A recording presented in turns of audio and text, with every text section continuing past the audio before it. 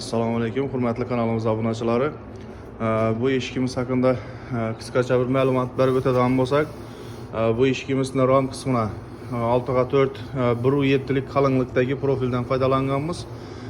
Ichkari palata qismini 4.2,5 profildan 1.7 lik stenkali profildan foydalanganmiz. 1.5 qalinligi ham 1.7 lik hisoblanadi. Shtampovka listimiz 1.2 lik eng qalin shtampovli listdan foydalanganmiz eshikimiz uchun. Ko'rishingiz mumkin. Orqa taraflarına обычный laminat ustanovka qilganmiz.